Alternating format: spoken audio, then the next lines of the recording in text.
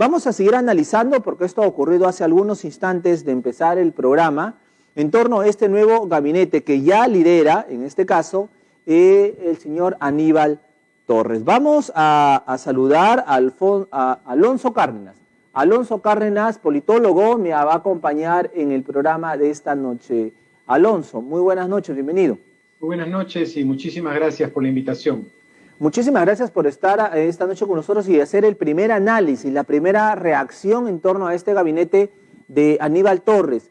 Yo decía, el presidente Castillo el día de ayer nos dijo que iba a dar un gabinete participativo de ancha base.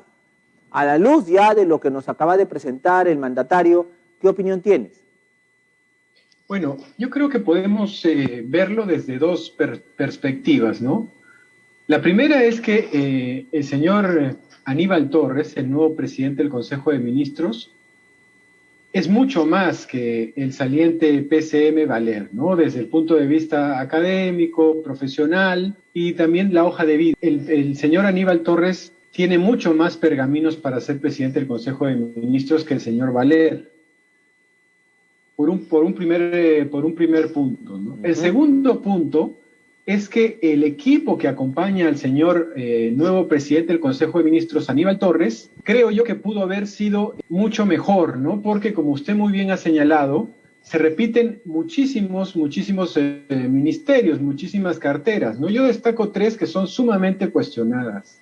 El ministro de Transportes y Comunicaciones, el señor Silva, que ha sido cuestionado pues por prácticamente todos los sectores políticos, tiene una serie de denuncias en su ministerio de ser sumamente desordenado, los pactos bajo la mesa con combis, cústers, taxis colectivos, aniquilar la reforma del transporte y sigue en el gabinete, ¿no? Además, recordemos que el señor Silva también tiene denuncias de violencia familiar, por lo que cayó el señor Valer. Otro elemento que también ha sido sumamente cuestionado es el ministro de Cultura, que ha sido ratificado también el señor Salas, que ha tenido pues expresiones lamentables, ¿no? En el Twitter, inclusive xenófobas, ¿no? Contra, por ejemplo, los chilenos. También ha sido ratificado en el cargo. Y otro que ha sido ratificado en el cargo ha sido el ministro de Interior, el señor Chávarri, que recordemos, el señor ministro del Interior saliente, Avelino Guillén, y la presidencia del Consejo de Ministros anterior, la señora Mirta Vázquez, también habían cuestionado por haber desmoronado varias unidades especializadas de la Policía Nacional, básicamente DIVIAX, ¿no? Por ejemplo. Sí, sí. De haber sido partícipe de esto. Y como está ahora la inseguridad ciudadana totalmente desbordada, creo yo que la principal demanda de la ciudadanía en este tema es mayor seguridad, mayor profesionalismo en el Ministerio del Interior, que con los cuestionamientos que tiene el señor Chávarri, creo yo que no ha sido una buena señal, ¿no? Entonces, correcto, podemos decir que el nuevo presidente del Consejo de Ministros tiene más pergaminos que el anterior. Sin embargo, muchas de las falencias y las debilidades del gabinete Valer se mantienen, ¿no? Entonces, puede ser un tema bastante conflictivo para el presidente de la República de aquí en adelante. Correcto. En todo caso, Alonso, lo dicho por el presidente Castillo, este gabinete participativo de ancha base no se cumplió, bajo tu análisis. No se ha cumplido, ¿no? Yo creo que las expectativas eran demasiadas, ¿no? Por ejemplo, el actual gabinete tiene solamente 3 mujeres: la ministra de Trabajo, la nueva ministra de la Mujer y Poblaciones Vulnerables y la vicepresidenta que ejerce en el cargo de ministra de Desarrollo e Inclusión Social, ¿no? Creo yo que una señal positiva de un cambio en este sentido es la mayor presencia femenina, ¿no? Abrir el abanico para una mayor participación de las mujeres. Recordemos que estamos en el siglo XXI, ¿no? Sí, sí, sí.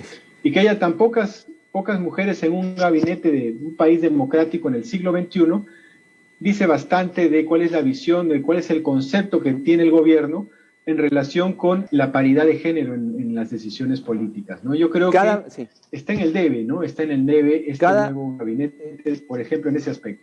Claro, bajo este punto, cada gabinete de los 4 que ha nombrado el señor Castillo tiene menos mujeres. En este cuarto tiene solamente 3 mujeres. Pero ahora también sorprende la salida del señor Hernando Ceballos, el ministro de Salud, que era una de las mejores cartas que tenía el gobierno de Castillo. Sin embargo, decidió irse. Bueno, yo por lo que han salido en algunos medios de comunicación y en las redes sociales, el señor Ceballos había propuesto un gabinete sin cuestionamientos, muchísimo más serio, con mejor perfil, más profesional, y esto fue dejado de lado, por ejemplo, con la ratificación del señor Silva, el señor Salas, ¿no?, el señor Chávarri, y ante este escenario, el señor Ceballos decidió dar el paso al costado, ¿no? Aquí lo interesante es que, y lo importante, lo que vale la pena destacar, es que el ministro de Salud se va en un proceso de plena pandemia, ¿no? Todavía estamos en la tercera ola, y si bien nadie es indispensable, es importante subrayar y recalcar que lo mejor que había hecho este gobierno era el proceso de vacunación, sí, ¿no? Que pues los cánones no creo que sea una buena señal que en medio del proceso pandémico se cambia el ministro de Salud, ¿no? Pero el señor Ceballos, al ver que no se recogían sus sugerencias, pues decidió dar un paso al costado. Correcto. Me tengo que ir a una pausa, si me permites, Alonso, rápidamente, pero te dejo con esta inquietud. Dentro de este gabinete al menos se han detectado 2 cupos claramente definidos para Vladimir Cerrón y Perú Libre. 2 claramente definidos, que son cerronistas a ultranza. Hablamos en este caso, del ministro justamente, de quien reemplaza a Hernando Ceballos, el señor Hernán Condori. Hernán Condori ha sido director regional de salud en Junín. Y el otro personaje también muy cercano a Vladimir Cerrón, porque fue director regional de Energía y Minas durante la primera administración de Vladimir Cerrón como gobernador de Junín, el año 2011-2014, es el ministro justamente de Energía y Minas, Carlos Palacios Pérez. ¿Qué implica estos 2 cupos al menos detectados dentro de este gabinete participativo y de ancha base, como lo había prometido el señor Pedro Castillo? Nos vamos a una pausa, si me permites, Alonso Cárdenas. Converso con Alonso Cárdenas, politólogo y docente de la Universidad Antonio Ruiz de Montoya, quien, reiteramos, está con nosotros haciéndose este primer análisis del gabinete ahora de Aníbal Torres. Volvemos.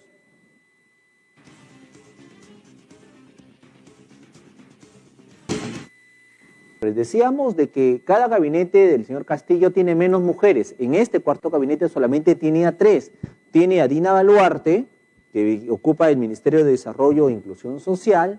La tiene también a la ministra de Trabajo, Betsy Chávez, y también ha incorporado, ¿no?, a la ministra de, en este caso, permítanme, tenemos a Dina Boluarte, tenemos a la ministra, Diana Milosevic, que es la ministra de la Mujer, justamente. Tantos nombres que ya tenemos que aprendérnoslos cada 3 días, imagínense. Entonces solamente hay 3 mujeres. Pero también se ha identificado 2 personas, y a eso me traslado mi pregunta contigo, Alonso. Se tiene identificado a 2 personas muy cercanas a Vladimir Cerrón. Se tiene a quien reemplaza a Hernando Ceballos en la cartera de salud, a Hernán Condori. Hernán Condori reemplaza a Hernando Ceballos, y se tiene también a Carlos Palacios Pérez, que es el nuevo ministro de Energía y Minas. 2 personajes, reitero, muy cercanos a Vladimir Cerrón. ¿Qué análisis hacemos, Alonso Cárdenas, en torno a ello? Bueno, lo primero que hay que recordar, y esto es muy importante señalarlo, es que en los amaneceres del gobierno, durante el premierato de Guido Bellido, el entonces ministro de Justicia, Aníbal Torres, declaró que Vladimir Cerrón era, y cito, una influencia maligna en el gobierno de Pedro Castillo. Eso está documentado, ustedes lo pueden buscar en redes sociales. Entonces, ahora esta presencia maligna, ¿no?, de Vladimir Cerrón, a través de estos 2 ministerios, ¿no?, el Ministerio de Salud y el Ministerio de Energía y Minas. Y el Ministerio de Energía y Minas es un ente sumamente, una cartera clave en este contexto preelectoral a nivel regional y local, porque, como ustedes saben, en esta antesala de las elecciones regionales y locales, los conflictos sociales entran en ebullición, ¿no? Y el Perú últimamente ha tenido demasiados conflictos sociales. Durante la gestión de Guido Bellido, el señor Braulio Grajeda, prácticamente, que era el viceministro de Gobernanza Territorial en esa época, no tuvo ninguna política o iniciativa. El actual viceministro de Gobernanza Territorial, el señor Sánchez, por lo menos ha tenido esta iniciativa de que no haya fallecidos, ¿no?, y que todo se dirima a través del diálogo. ¿Y cuál va a ser la estrategia ahora del premier Aníbal Torres en función a los conflictos sociales? Muchos de ellos, como les decía, vinculados al sector extractivo, ¿no?, básicamente la minería. se va a mantener esta estrategia del señor Sánchez, va a haber una nueva. Recordemos que, y esto también es importante señalar, la anterior presidenta del Consejo de Ministros, la señora Mirta Vázquez, iba directamente a las comunidades a negociar en compañía del ministro de Energía y Minas y de su viceministro de Gobernanza Territorial. Ahora también va a ir el señor Aníbal Torres a negociar los conflictos sociales con su ministro de Energía y Minas y su viceministro de Gobernanza Territorial, porque el señor Aníbal Torres, digamos, tiene una personalidad un poco que no creo que sea la adecuada para gestionar la conflictividad social, ¿no? Por lo que hemos visto en las entrevistas, y además, esto también es relevante señalarlo, ha llegado muy debilitado, ¿no? Porque se le ha cuestionado, lo ha cuestionado su propio viceministro de Justicia. Está el antecedente también del procurador público Daniel Soria, que ha hecho una apelación, una medida cautelar por su despido en el Poder Judicial, y además tenemos el antecedente del despido de la señora Silva del Instituto Nacional Penitenciario, ¿no? El INPE. Entonces, bueno, por ejemplo, ¿no? Yo le pregunto, ¿qué pasaría si la medida cautelar, ¿no? La apelación que ha hecho Daniel Soria en el Poder Judicial se le concede y vuelve a ser procurador general cuando fue despedido por el entonces ministro de Justicia, Aníbal Torres? Se debilita todavía más la figura del flamante presidente del Consejo de Ministros. Ahora, bajo este panorama, Alonso, bajo este panorama, tiene 30 días para presentarse ante el Congreso para el voto de confianza. ¿Qué perspectiva podrías tú avisorar, considerando pues Fuerza Popular, Avanza País, Renovación, en fin, varias bancadas que no combinaban con Valer, pero ahora pues está Aníbal Torres, que es otro rostro, pero el gabinete no lo ayuda mucho? Claro, yo creo que aquí va a ser determinante lo que diga la calle, ¿no? Si la calle se empieza a movilizar como se movilizó contra el ex PCM Valer, va a ser muy, muy difícil la dación del voto de confianza en el Congreso, ¿no? Por eso es muy importante ver la temperatura de la calle, si se va a seguir movilizando o si, digamos, está un poco más mansa la situación, digamos, en las protestas, ¿no? De eso yo creo que va a depender mucho lo que suceda en el Congreso de la República, ¿no? Y estos 30 días que tiene el presidente del Consejo de Ministros para presentarse al Congreso y mencionar la política general de gobierno en el Perú son una eternidad, ¿no? 30 días a nivel político son una eternidad. Muchísimas cosas pueden suceder, así que yo creo que el factor fundamental y clave va a ser lo que suceda a nivel social, la movilización social. Y en este aspecto, la conflictividad social no espera, ¿no? Entonces, ahí creo yo que el presidente del Consejo de Ministros debe tener muchísima atención. ¿El papel del Congreso será gravitante en estos momentos, crees? Yo creo que el papel del Congreso va a estar determinado por la movilización de la calle, ¿no? Y la conflictividad social, como yo le decía. Correcto. Recordemos también que el Congreso de la República está sumamente cuestionado, sumamente deteriorado. Claro. Sus niveles de aprobación y popularidad son todavía inferiores a los del presidente de la República. Entonces, ante ese escenario de precariedad, yo creo que el factor determinante, como yo le digo, tiene que ver con conflictos sociales y también con la movilización social, sobre todo en estos 30 días, ¿no? En el interregno que hay entre el nombramiento y la presentación de la política general de gobierno.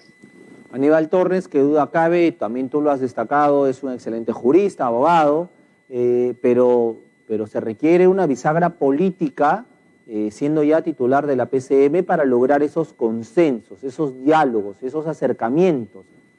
¿Está el señor, en este caso Aníbal Torres, en esa capacidad, o es que lo va a traicionar su vehemencia muchas veces? Bueno, yo creo que la prueba de fuego va a ser lo delicado que son, reitero, los conflictos sociales, ¿no? En los conflictos sociales hay que ser muy cuidadoso, hay que ser conciliador, hay que cuidar mucho las palabras que se dicen, entender los contextos, convocar a las personas adecuadas, ¿no? Ser muy respetuoso, muy respetuoso.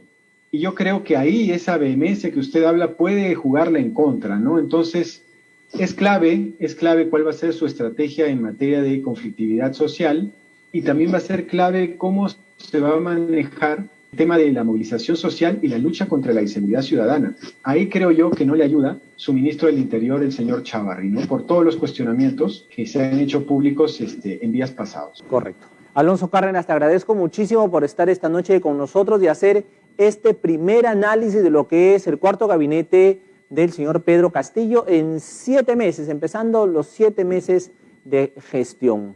Alonso, muchísimas gracias por estar esta noche con nosotros. Un abrazo fuerte. Gracias a ustedes. Muy buenas noches. Muchísimas gracias. Alonso Cárdenas nos estuvo acompañando, reiteramos, para hacer este primer análisis. Hace algunos instantes el presidente Castillo juramentó a su nuevo gabinete. Conversábamos con Alonso Cárdenas, politólogo, docente de la Universidad Antonio Ruiz de Montoya,